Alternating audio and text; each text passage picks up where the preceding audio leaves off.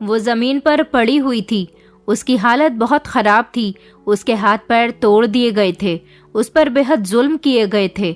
मेरे आसपास के लोग जो तरह तरह की बातें कर रहे थे वो सब मेरे कानों में गूंज रही थी। जब उसके माता पिता पर मेरी नजर गई तो मैंने देखा कि वो दोनों ही अपनी बेटी के लिए बिलख बिलख कर रो रहे थे।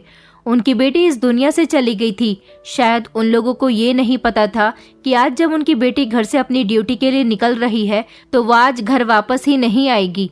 उसकी हालत देखकर तो मेरी भी आंखों में आंसू आ गए थे। सारा सामान इधर उधर बिखरा हुआ था। उसकी लाश को देखकर इस बात का अंदाजा लगाया जा सकता था कि उसको बड़ी बेरहमी से मारा गया है। उस दिन जनता आक्रोश में आ गई थी क्योंकि सबको ये बात पता चल गई थी कि किस तरह से उसकी इज्जत के साथ खिलवाड़ करके उसे मार दिया गया है।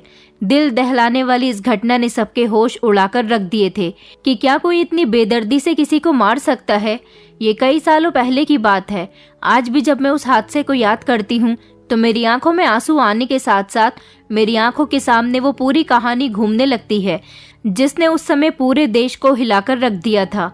दोस्तों, कहानी में आगे बढ़ने से पहले वीडियो को लाइक जरूर करें और कमेंट करके हमें अपनी राय जरूर दें। मेरा नाम शिखा है। पेशे से मैं एक न्यूज रिपोर्टर हूँ। कुछ समय पहले वो बड़ी ही खौफनाक रात थी जब हमारे ही शहर के एक मशहूर अस्पताल में एक दिल दहला देने वाला मामला सामने आया था। उस अस्पताल में उस रात एक ऐसा क्राइम किया गया था जिसके बारे में सुनकर हर इंसान के रोंगटे खड़े हो गए थे। वो रात गुजर जाने के बाद जब दूसरा दिन निकला था तब हम लोगों को पता चला कि अस्पताल में इंटर्नशिप करने वाली नाइट ड्यूटी लेडी डॉक्टर की मौत हो गई है। ये बात बड़ी ही चौंका देने वाली बात थी। आखिरकार इतने बड़े अस्पताल की लेडी डॉक्टर की मौत ये कोई छोटी बात नहीं थी। अस्पताल के अंदर उस समय लेडी डॉक्टर अपनी नाइट ड्यूटी दे रही थी जब उसके साथ दरिंदगी की एक घिनौनी घटना को अंजाम दिया गया था। जब हम लोगों को इन्फॉर्म किया गया तो हम लोग मौकाए वारदात पर पहुंच गए थे। उस समय सुबह के 6 बज रहे थे और ये क्राइम रात के 3 बजे अंजाम दिया गया था। जैसे जैसे लोगों को पता चलने लगा अस्पताल में बहुत ज्यादा भीड़ लग गई। हमें जैसे तैसे इस न्यूज को कवर करना था। पुलिस डिपार्टमेंट के कुछ इंस्पेक्टर से बात की गई तो उन्होंने बताया कि लड़की ने आत्महत्या कर ली थी, लेकिन जिस तरह से डेड बॉडी की कंडीशन हो रही थी उस हिसाब से ये बात मुझे बिल्कुल भी सच नहीं लग रही थी क्योंकि डेड बॉडी बहुत ही संदिग्ध हालत में पड़ी हुई थी। लेडी डॉक्टर के शरीर पर कपड़े मौजूद नहीं थे बल्कि उसके कपड़े इधर उधर पड़े हुए थे। पुलिस ने उसके शरीर पर सफेद रंग की चादर डाल दी थी। उसके शरीर से इतना खून निकल रहा था कि उस सफेद रंग की चादर पर भी लाल लाल खून के निशान आने लगे थे। आसपास बहुत सारा खून मौजूद था। दीवारों पर नाखून के स्क्रैचेस लगे हुए थे। लेडी डॉक्टर के जो कपड़े जमीन पर पड़े हुए थे वो सब खून से सने हुए थे। जिस जगह पर यह वारदात हुई थी ये अस्पताल का एक सेमिनार हॉल था।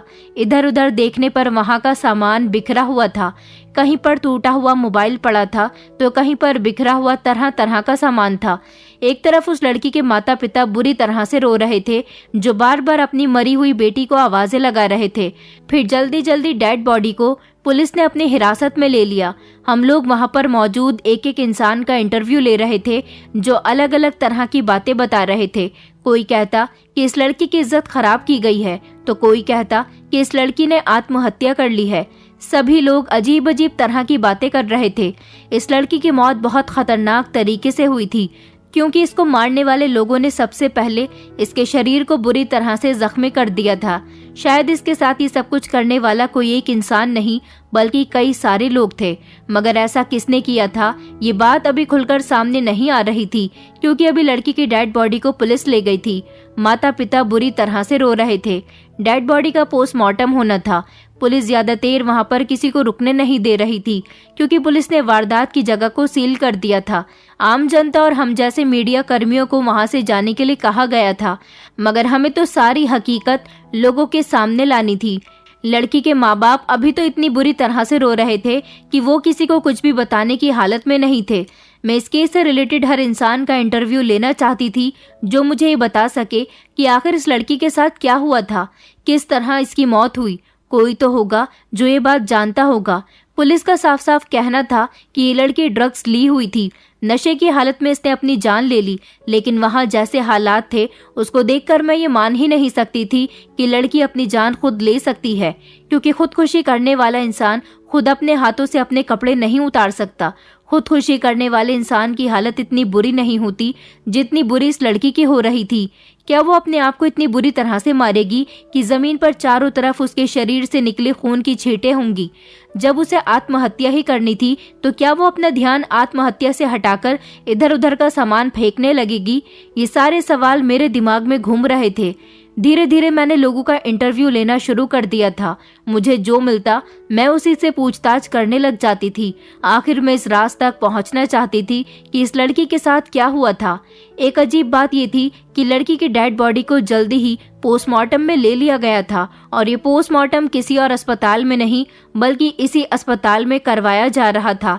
ये बात मेरी कुछ समझ नहीं आई थी क्योंकि जिस जगह पर वारदात हुई थी उसी जगह पर लड़की का पोस्टमार्टम करवाना मुझे कुछ ठीक नहीं लगा था।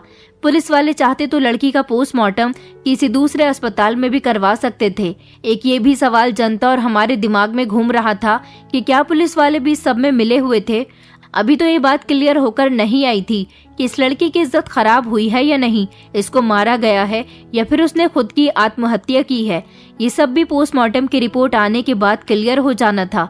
2 दिन के बाद जब पोस्टमार्टम की रिपोर्ट आई तो हम सब लोगों के दिल दहल कर रह गए थे क्योंकि पोस्टमार्टम की रिपोर्ट में ये बात साबित हो चुकी थी कि लड़की ने आत्महत्या की है और ये बात भी साबित हो गई है कि उस समय वो नशे की हालत में थी, उसने ड्रग्स ली हुई थी। न जाने क्यों मेरा दिल ये मानने के लिए तैयार ही नहीं था। मुझे तो ऐसा लग रहा था जैसे पुलिस प्रशासन, अस्पताल की टीम, ये सब लोग आपस में मिले हुए हैं और कोई ना कोई बात छुपा रहे हैं। वारदात होने के 2 घंटे बाद जिन जिन मीडिया कर्मियों के पास उस जगह की और लड़की की कवरेज बनी हुई थी वो सब न्यूज चैनल और सोशल मीडिया पर वायरल हो चुकी थी, जिससे जनता में भी आक्रोश पैदा हो गया था क्योंकि जनता ने भी आइडिया लगा लिया था कि इस लड़की ने सुसाइड नहीं की है बल्कि इसके साथ कुछ गलत किया गया है। जनता की मांग थी कि आरोपियों को सामने लाया जाए, लेकिन आरोपी कौन थे, किस किसने उसके साथ ये सब किया था और क्यों किया था, ये बात अभी तक लोगों के सामने नहीं आई थी। पुलिस वाले बार बार यही कह रहे थे कि लड़की ने सुसाइड की है। जिस डॉक्टर ने उस लड़की का पोस्टमार्टम किया था उसने भी अपने बयान में यही कहा था कि लड़की ने सुसाइड की है। समझ नहीं आ रहा था कि ये लोग आरोपियों के साथ मिले हुए हैं या फिर कोई और बात है। मैं इस गुत्थी को सुलझाना चाहती थी। पुलिस प्रशासन अभी इस केस पर काम कर रहा था, मगर मुझे तो ऐसा लगता था कि पुलिस के लोग भी बिक चुके हैं। तभी तो उन लोगों को भी ये बात नजर नहीं आ रही थी कि आत्महत्या के केस में और मर्डर केस में काफी डिफरेंस होता है, जो डिफरेंस पब्लिक को और हम लोगों को साफ साफ नजर आ रहा था। मगर आम जनता तो इन बड़े लोगों के सामने ना तो बोल सकती है और ना ही कुछ कर सकती है। लोग सिर्फ इतना जरूर करते हैं कि सड़कों पर आकर प्रोटेस्ट करते हैं। हैरानी वाली बात तो ये थी कि उस लड़की का शव पोस्टमार्टम होने के बाद अंतिम संस्कार करने के लिए उसके माता पिता को नहीं दिया गया था, बल्कि पुलिस प्रशासन ने अपनी निगरानी में शमशान घाट जाकर उसका जल्दी ही अंतिम संस्कार करवा दिया गया था। माता पिता को भी अपनी बेटी के अंतिम समय में उससे मिलने नहीं दिया गया था।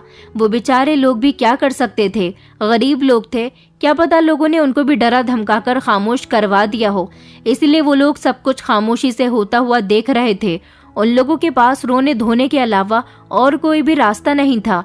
हमारी टीम इस केस की छोटी से छोटी चीज पर नजर रखी हुई थी और हर मूवमेंट को अपने कैमरे में कैच करने के बाद उन लोगों तक शेयर कर रही थी।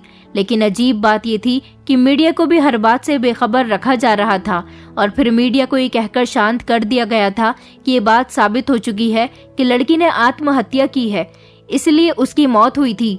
किसी को भी बात को बढ़ावा देने की जरूरत नहीं है। इस केस को यहीं पर खत्म कर दिया जाता है। जनता में जो आक्रोश था वो भी थमकर रह गया था क्योंकि पुलिस और बड़े बड़े लोगों के सामने कोई भी कुछ नहीं कर सका था। लड़की के अंतिम संस्कार के बाद सब लोग शांत होकर बैठ गए थे, मगर मैं शांत होकर नहीं बैठ सकती थी। मैंने ठान लिया था कि मैं इस केस की तह तक पहुंचकर रहूंगी, इसलिए मैं आपके लिए ही अपना कैमरा उठाकर कुछ दिनों के बाद उस लड़की के पेरेंट्स से मिलने के लिए उनके घर चली गई थी। वहां जाने के बाद मैंने उनसे मुलाकात की तो वो लोग बहुत ज्यादा दुख में थे। आखिरकार वो माता पिता थे और जवान बेटे की इस तरह से मौत पर उन लोगों को तो अपना ही होश नहीं था।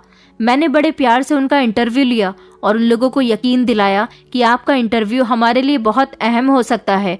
आपकी बेटी को इंसाफ मिल सकता है, क्योंकि मेरा भी दिल नहीं मानता कि आपकी बेटी ने आत्महत्या की है। क्या आप मुझे अपनी बेटी के बारे में, उसकी जिंदगी के बारे में सब कुछ बता सकते हैं? मैं आपकी बेटी के बारे में सब कुछ जानना चाहती हूँ। काफी देर तक तो वो दोनों अपनी बेटी को याद करते हुए रोने लगे, लेकिन फिर थोड़ी देर के बाद उन्होंने मुझे बताना शुरू किया कि हम लोग मिडिल क्लास फैमिली के लोग थे, हमारे पास किसी चीज की कमी नहीं थी। फिर भगवान ने हमें हमारी बेटी शोभा को हमारी जिंदगी में शामिल कर दिया। बचपन से ही हमने अपनी बेटी को बड़े प्यार से रखा था। आखिर वो हमारी इकलौती बेटी थी। बचपन से ही मेरी बेटी बहुत इंटेलिजेंट थी। मेरी बेटी को डॉक्टर बनने का बहुत शौक था।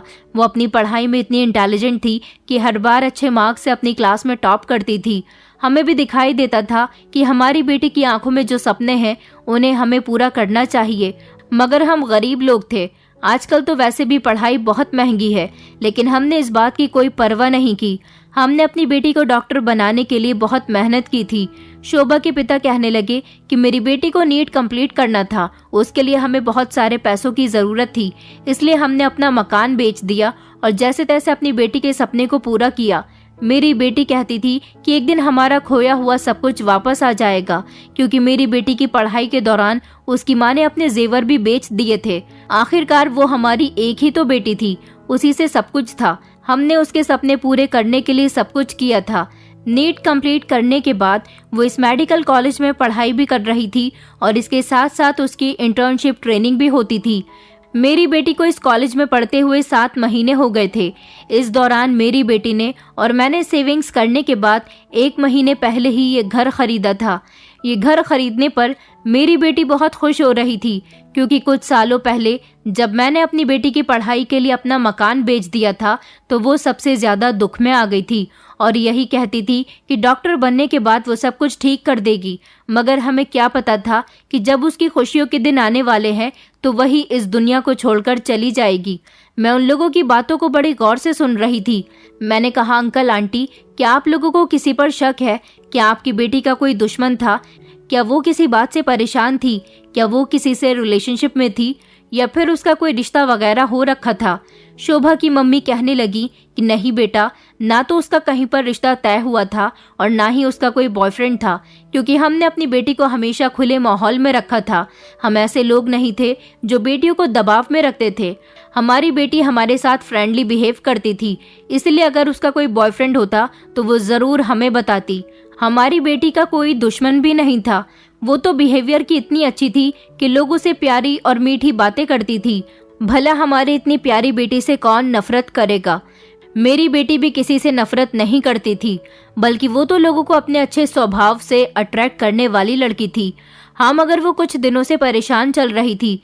जिस दिन से हम लोग इस घर में आए थे वो बहुत परेशान से रहने लगी थी।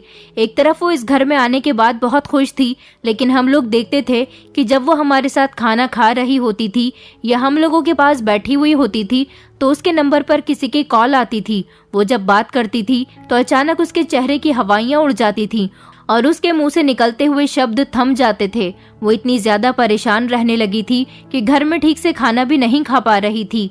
मैंने कहा, क्या आपने कभी अपनी बेटी से उसके परेशान होने की वजह पूछी नहीं? और वो कॉल किसकी आई थी? क्या उस कॉल के बारे में आपको पता है कुछ? शोभा की मम्मी कहने लगी, हाँ, एक बार मैंने उस पर बहुत प्रेशर डाला था और उससे पूछा था कि मुझे बताओ कि तुम इतनी परेशान क्यों रहने लगी हो।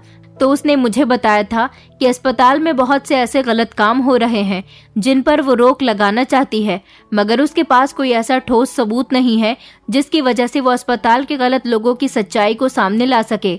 मैंने कहा, आंटी, मुझे जरा एक्सप्लेन करिए कि कौन सी सच्चाई और किस तरह के गलत काम? क्या शोभा ने आपको इस बारे में बताया था? तो वो रोते हुए कहने लगी कि हाँ बेटा, बताया तो था। दरअसल अस्पताल में शोभा को पता चला था कि अस्पताल में लड़कियों का धंधा चल रहा है और पिछले 3 महीने पहले शोभा को एक खबर और पता चली थी कि अस्पताल में ऑपरेशन के दौरान पेशेंट के जरूरी ह्यूमन बीइंग पार्ट निकालकर महंगे दामों में बेचने का धंधा भी चल रहा है। ये बात जब शोभा को पता चली थी तो उसने अस्पताल के बोर्ड ऑफ डायरेक्टर से अस्पताल के कुछ सीनियर डॉक्टर की शिकायत की थी जिन पर मेरी बेटी को शक था। लेकिन हैरानी वाली बात ये थी कि उन्होंने मेरी बेटी को ही गलत साबित ठहरा दिया था और कहा था कि तुम हमारे सीनियर डॉक्टर्स पर इल्जाम लगा रही हो। पिछले 3 महीने पहले मेरी बेटी को खामोश करवा दिया गया था। उसके कुछ दिन बाद ही पता चला था कि इन लोगों ने नीट कंप्लीट करने वाले स्टूडेंट के साथ भी कुछ घोटाला किया है। मेरी बेटी को ये बात ठीक से तो पता नहीं थी, मगर वो इतना जानती थी कि इस काम में भी अस्पताल के कुछ सीनियर डॉक्टर्स ही शामिल थे।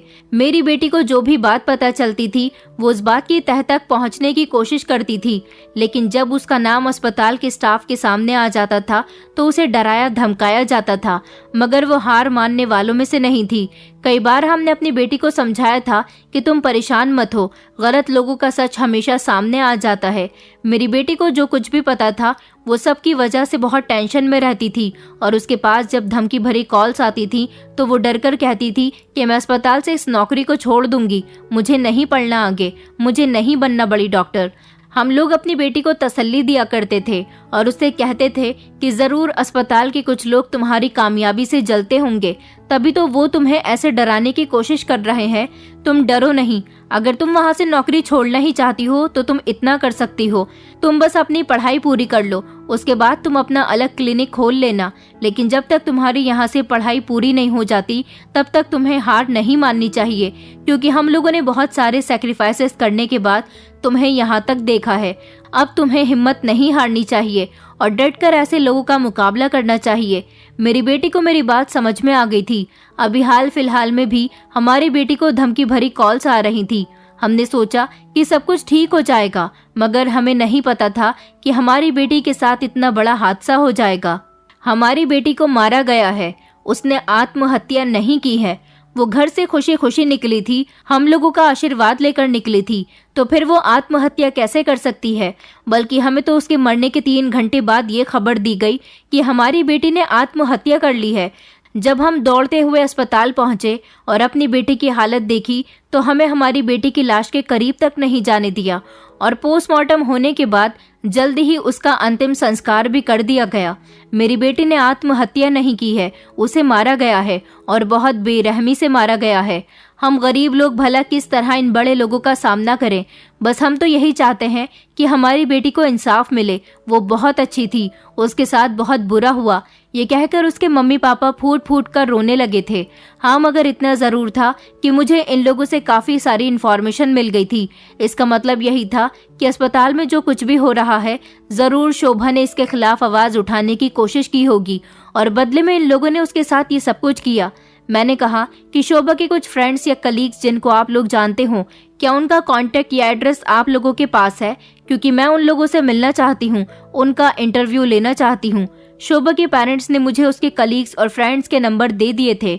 सबसे पहले मुझे शोभा के फ्रेंड्स के पास जाना था जो उसको बहुत करीब से जानते थे, क्योंकि कुछ ऐसे लोग होते हैं जो अपनी परेशानी या कोई भी बात अपनी फैमिली से शेयर करने से पहले अपने फ्रेंड से शेयर ज़रूर करते हैं। मैं शोभा के फ्रेंड्स के पास गई। शोभा की ज्यादा फ्रेंड्स तो नहीं थी, उसकी सिर्फ 2 ही फ्रेंड्स थी। पहले मैं उसकी फ्रेंड पायल से मिली। पायल से मेरी मुलाकात कैफे में हुई थी।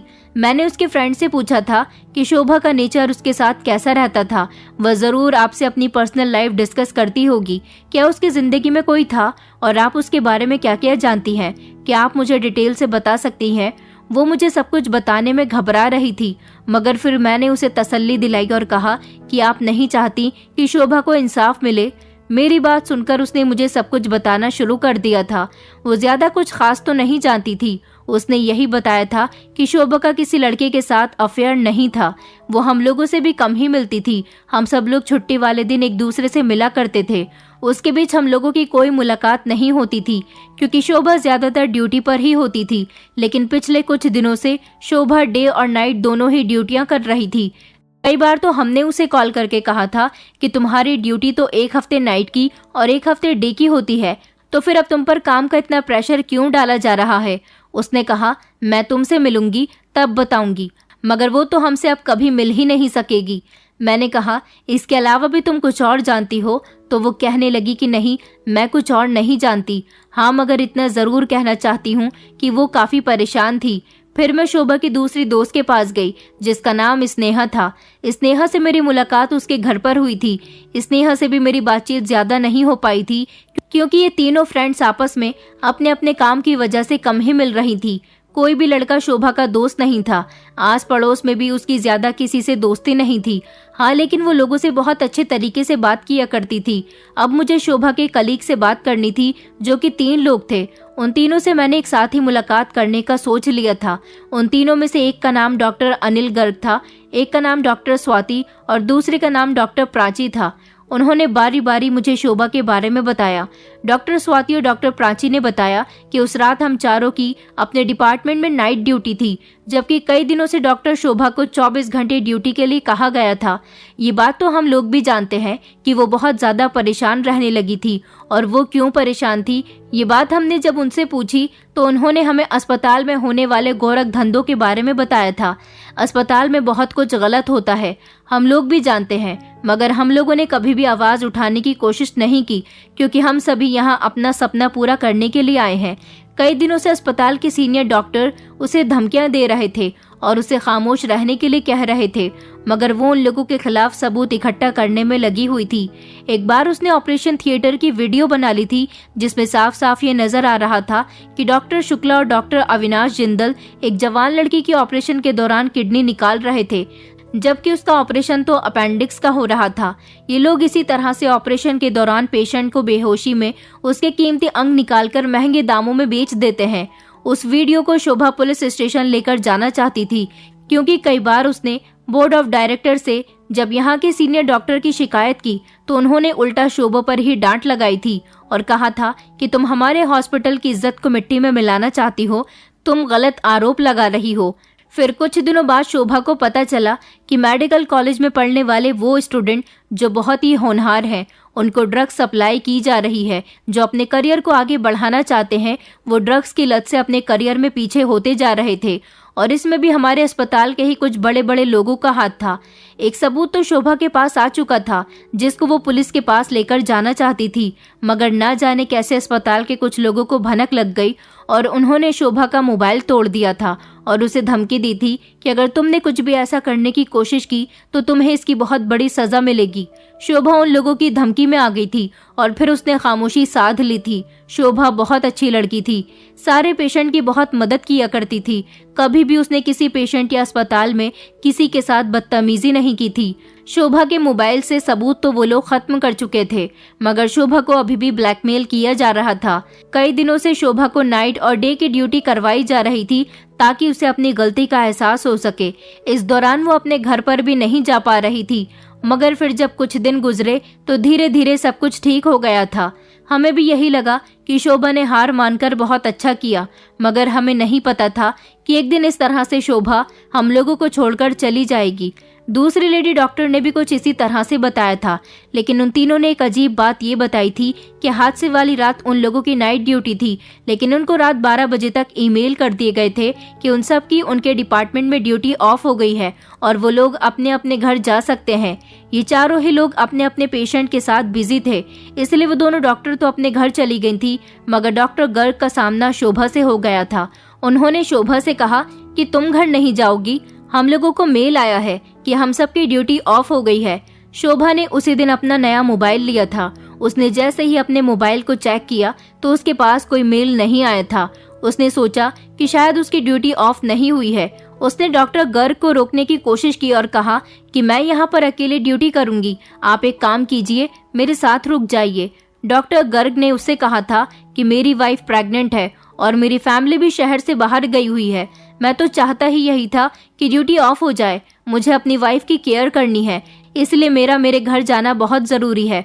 मगर तुम परेशान मत हो, यहाँ पर तो काफ़ी सारे लोग हैं तुम्हारी हेल्प करने के लिए, और वैसे भी सुबह के 4 बजे तुम्हारी ड्यूटी दूसरे डिपार्टमेंट में शिफ्ट कर दी जाएगी, फिर तुम्हें टेंशन लेने वाली कोई बात ही नहीं है। उसने कहा कि मेरी बात सुनकर शोभा बेफिक्र हो गई थी कि डिपार्टमेंट में उसके भी अलावा काफ़ी सारे लोग हैं, वो अकेली नहीं है। और अगले ही दिन ये सब कुछ हो गया। मैंने कहा, जब तुम लोगों को इतनी बात पता थी तो तुम में से किसी ने भी पुलिस को कुछ बताने की कोशिश क्यों नहीं की?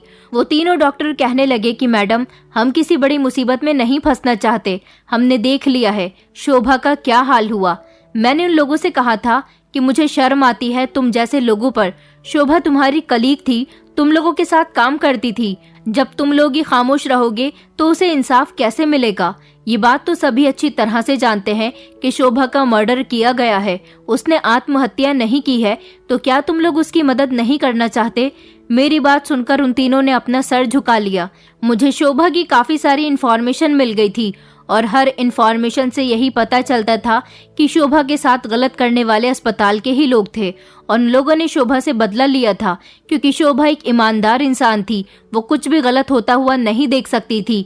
वो जुर्म के खिलाफ आवाज उठा रही थी और उसकी आवाज को दबा दिया गया।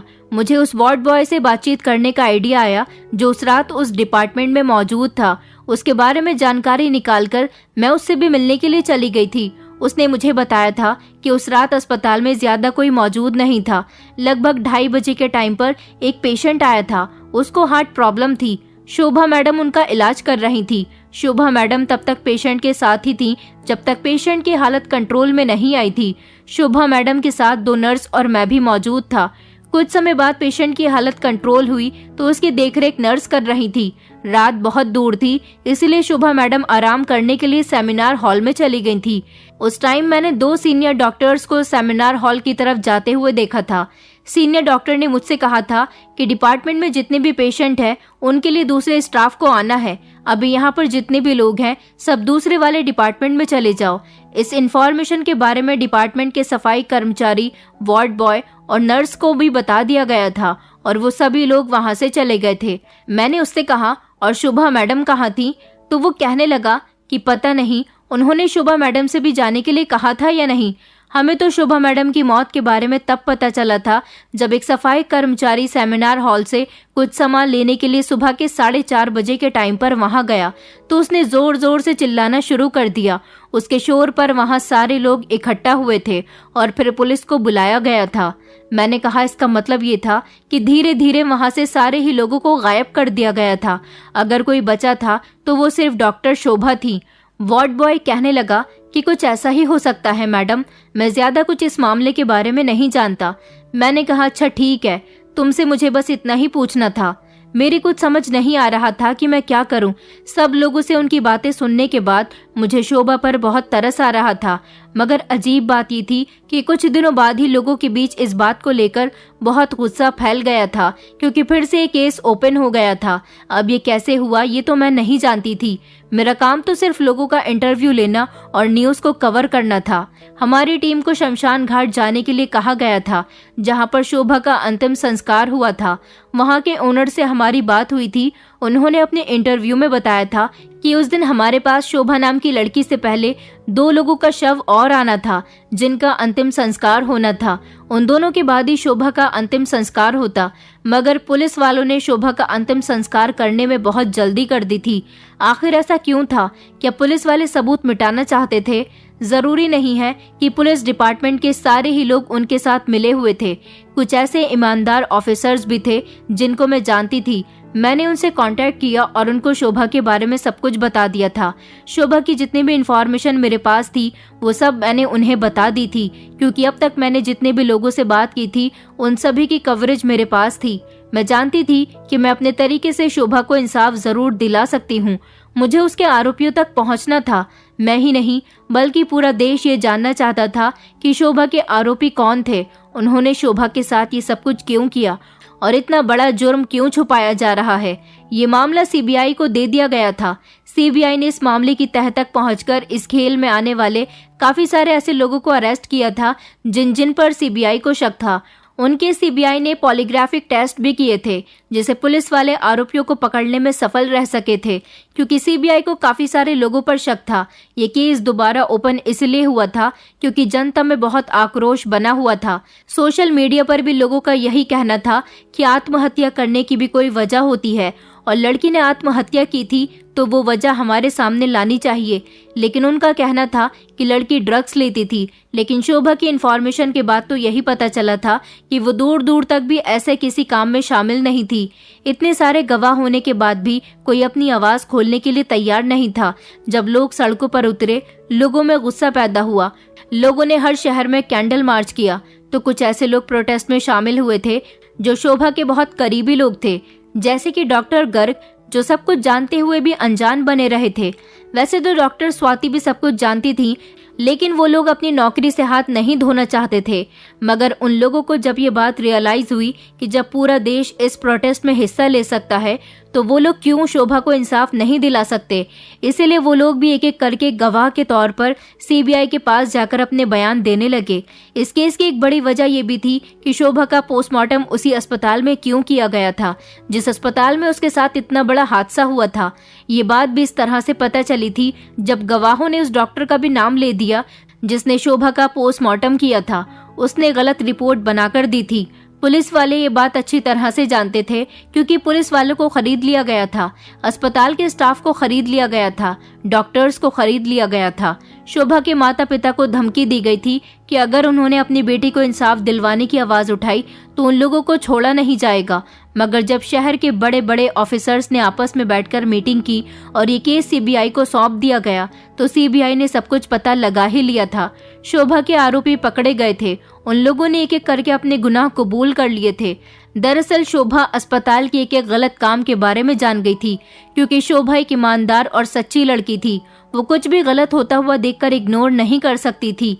अस्पताल में गलत काम होते हुए भी बहुत सारे डॉक्टर्स अपनी सैलरी की वजह से वहां पर नौकरी कर रहे थे, मगर शोभा ऐसी लड़की नहीं थी। शोभा को तकलीफ होती थी लोगों को परेशान देखकर। शोभा को तकलीफ होती थी लोगों के साथ गलत होते हुए देखकर। उसने जुर्म के खिलाफ आवाज उठानी चाहिए, तो अस्पताल के सीनियर डॉक्टर्स ने उसे धमकी दे दी कि तुम खामोश हो जाओ, वरना तुम्हें इसकी बहुत बड़ी सजा मिलेगी।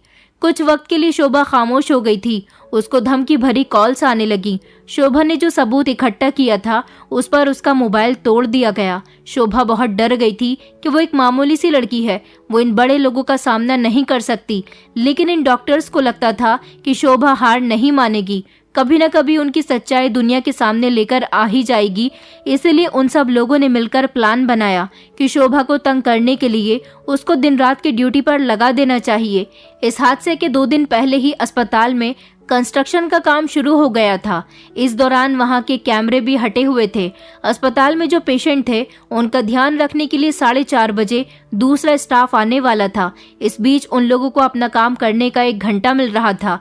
एक एक करके उन्होंने डिपार्टमेंट के सारे ही लोगों को गायब कर दिया था, जबकि लास्ट मोमेंट पर जो हार्ट पेशेंट आया था वो भी प्लान का ही एक हिस्सा था। शोभा को बिजी किया गया ताकि वो इस पेशेंट के साथ बिजी रहे और वो अपने डिपार्टमेंट के स्टाफ डॉक्टर से बातचीत ना कर सके। रात को जब शोभा सेमिनार हॉल में आराम करने के लिए गई थी, तब वहां पर पहले से ही सीनियर डॉक्टर्स मौजूद थे। वो 4 लोग थे। उन्होंने शोभा के सेमिनार हॉल में पहुंचते ही उसका दरवाजा बंद कर दिया और उससे कहने लगे कि तुम हमारी सच्चाई दुनिया वालों के सामने लाना चाहती हो। हम तुम्हारा इतना बुरा हश्र करेंगे कि कोई अगर हमारी पोल खोलने की कोशिश भी करेगा तो वो तुम्हारी हालत देखकर खामोश हो जाएगा। शोभा उनसे कहने लगी कि आप लोग ये क्या कर रहे हो?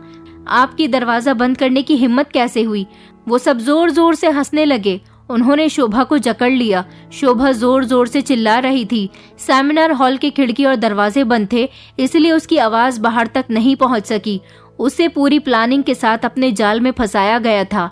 शोभा के साथ ये सब कुछ होना ही था, क्योंकि मेडिकल कॉलेज के प्रिंसिपल, अस्पताल के बोर्ड ऑफ डायरेक्टर और अस्पताल के सारे ही सीनियर डॉक्टर्स इस काम में मिले हुए थे, जो शोभा से अपनी दुश्मनी निकालना चाहते थे।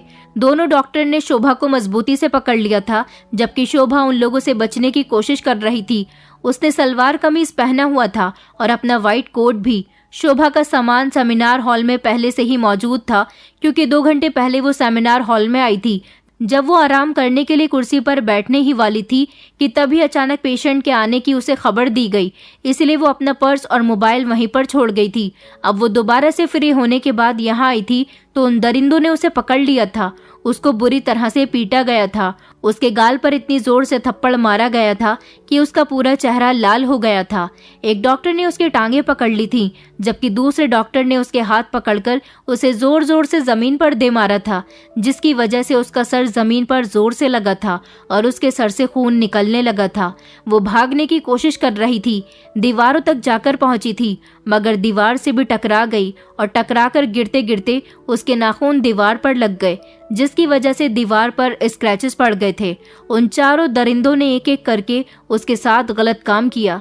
चाकू से उसके शरीर को गोद दिया गया था। तड़पते तड़पते शोभा इस दुनिया से चली गई थी, लेकिन फिर भी उन दरिंदों को सुकून नहीं मिला तो शोभा की टांगें मोड़ दी गई थी, जिससे उसकी टांग की हड्डी टूट गई। उसे उल्टा करने के बाद उसकी रीढ़ की हड्डी पर इतनी जोर से मारा गया था कि उसकी रीढ़ की हड्डी भी टूट गई थी। उसे कोई इंसान नहीं बल्कि एक प्लास्टिक की गुड़िया समझा गया था, जिसको जगह जगह से तोड़कर वो लोग बहुत खुश हो रहे थे और बार बार यही कह रहे थे कि हमारे मामले में टांग अड़ाने वाले इंसान के साथ हम यही करेंगे। आज तक किसी की इतनी हिम्मत नहीं हुई कि वो अस्पताल में होने वाले किसी भी काम में दखल अंदाजी करे, लेकिन ये लड़की हमारे काम में बार बार रुकावट डाल रही थी। शोभा के साथ सच में बहुत बुरा हुआ था।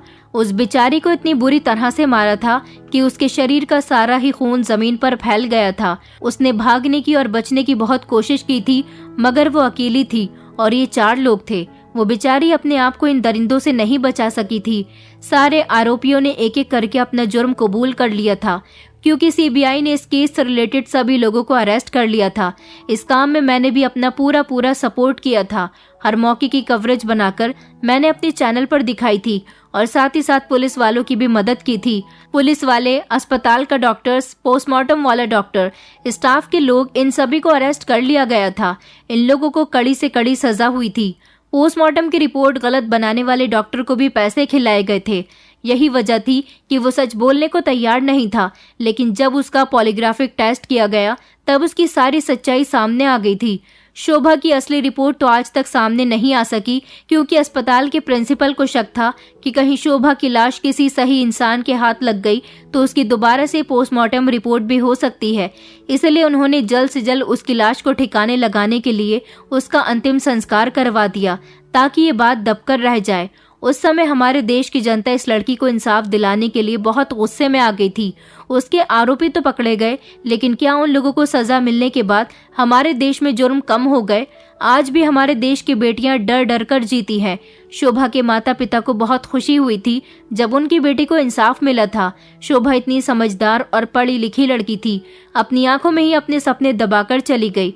बड़ी डॉक्टर बनने का सपना उसका सपना ही रह गया। हमारे देश में कहा जाता है कि बेटी पढ़ाओ बेटी बचाओ, मगर ना तो हमारे देश की बेटियां पढ़ पाती हैं और ना ही बच पाती हैं। मैं चाहती हूँ कि हमारे देश में कोई ऐसा कानून बनना चाहिए जिससे हमारे देश की बेटियों को सेफ रखा जा सके। उनके आरोपियों को ऐसी सजा देनी चाहिए कि ऐसा आरोप कोई दोबारा न कर सके।